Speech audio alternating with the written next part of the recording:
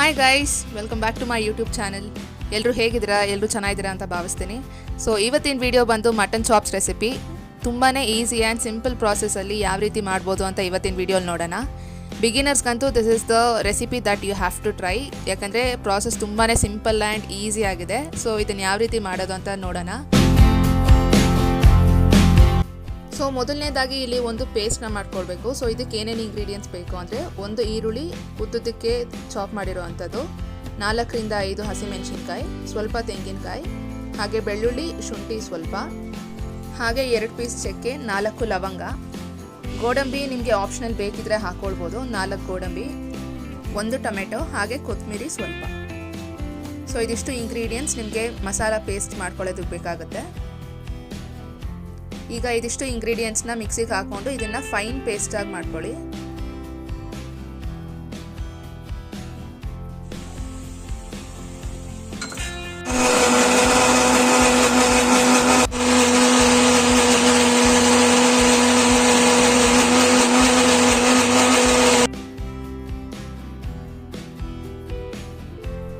ಈಗ ಇದಕ್ಕೆ ಸ್ವಲ್ಪ ಉಪ್ಪು ಹಾಕ್ಕೊಳ್ಳಿ, ರುಚಿಗೆ ಎಷ್ಟು ಬೇಕಾಗುತ್ತೋ ಅಷ್ಟು ಉಪ್ಪು. ಸೊ ನೆಕ್ಸ್ಟ್ ಇಲ್ಲಿ ಒಂದು ಕುಕ್ಕರ್ ತೊಗೊಂಡು ಇದಕ್ಕೆ ಎಣ್ಣೆ ಹಾಕ್ಕೊಳ್ಳಿ. ಎಣ್ಣೆ ಹಾಕ್ಕೊಂಡು ಒಂದು ಚಿಕ್ಕದಾಗಿ ಚಾಪ್ ಮಾಡಿರುವಂಥ ಈರುಳ್ಳಿನ ಹಾಕ್ಕೊಂಡು ಫ್ರೈ ಮಾಡ್ಕೊಳ್ಳಿ. ಇದು ಚೆನ್ನಾಗಿ ಫ್ರೈ ಆಗಬೇಕು, ಗೋಲ್ಡನ್ ಬ್ರೌನ್ ಕಲರ್ ಟರ್ನ್ ಆಗೋವರೆಗೂ ಚೆನ್ನಾಗಿ ಫ್ರೈ ಮಾಡ್ಕೊಳ್ಳಿ. ಈಗ ನೀವಿಲ್ಲಿ ನೋಡ್ಬೋದು ಈರುಳ್ಳಿ ಚೆನ್ನಾಗಿ ಫ್ರೈ ಆಗಿದೆ, ಗೋಲ್ಡನ್ ಬ್ರೌನ್ ಕಲರ್ ಬಂದಿದೆ. ಈಗ ಇದಕ್ಕೆ ಮಟನ್ ಚಾಪ್ಸ್ನ ಹಾಕ್ಕೊಳ್ಳಿ. ಮಟನ್ ಚಾಪ್ಸ್ನ ಹಾಕ್ಕೊಂಡು ಒಂದು 5 ನಿಮಿಷ ಚೆನ್ನಾಗಿ ಫ್ರೈ ಮಾಡ್ಕೊಳ್ಳಿ ಇದನ್ನು.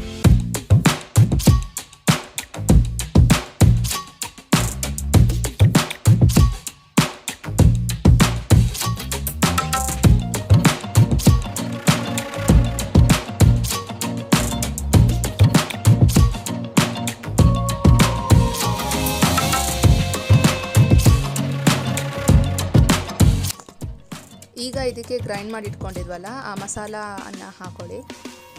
ಈ ಮಸಾಲಾನ ಹಾಕ್ಕೊಂಡು ಚೆನ್ನಾಗಿ ಫ್ರೈ ಮಾಡಿ ಇದನ್ನು ಒಂದು 5 ನಿಮಿಷದವರೆಗೂ ಚೆನ್ನಾಗಿ ಫ್ರೈ ಮಾಡ್ಕೊಳ್ತಾ ಬನ್ನಿ.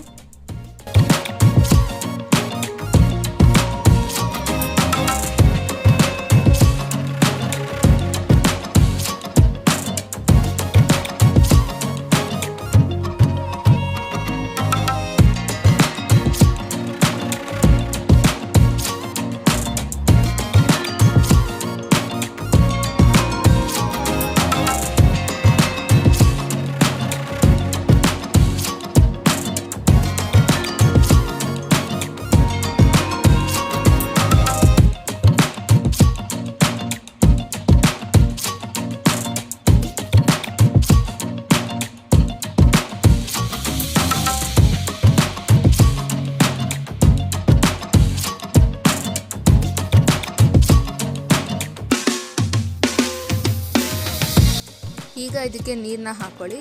ಕನ್ಸಿಸ್ಟೆನ್ಸಿ ನೋಡ್ಕೊಳ್ಳಿ. ನಿಮಗೆ ಗ್ರೇವಿ ಸ್ವಲ್ಪ ಜಾಸ್ತಿ ಬೇಕಂದರೆ ನೀರು ಜಾಸ್ತಿ ಹಾಕ್ಕೊಳ್ಳಿ. ಇಲ್ಲ ನಿಮಗೆ ತುಂಬ ಗ್ರೇವಿ ಬೇಡ ಅಂದಿರ ಜಸ್ಟ್ ಡ್ರೈ ಆಗಬೇಕು ಅಂದರೆ ಸ್ವಲ್ಪ ನೀರು ಹಾಕ್ಕೊಂಡು ಇದನ್ನು ಒಂದು 5ರಿಂದ 10 ನಿಮಿಷ ಬಾಯ್ಲ್ ಆಗೋದಕ್ಕೆ ಬಿಡಿ.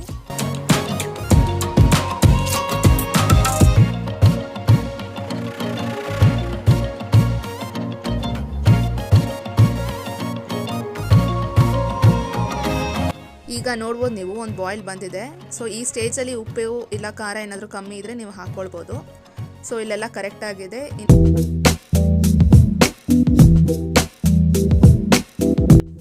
ಒಂದು ಬಾಯ್ಲ್ ಬಂದಮೇಲೆ ಕುಕ್ಕರ್ ಲಿಡ್ನ ಕ್ಲೋಸ್ ಮಾಡಿ 3 ವಿಷಲ್ ಬಿಟ್ಟರೆ ಮಟನ್ ಚಾಪ್ಸ್ ರೆಡಿ ಆಗುತ್ತೆ.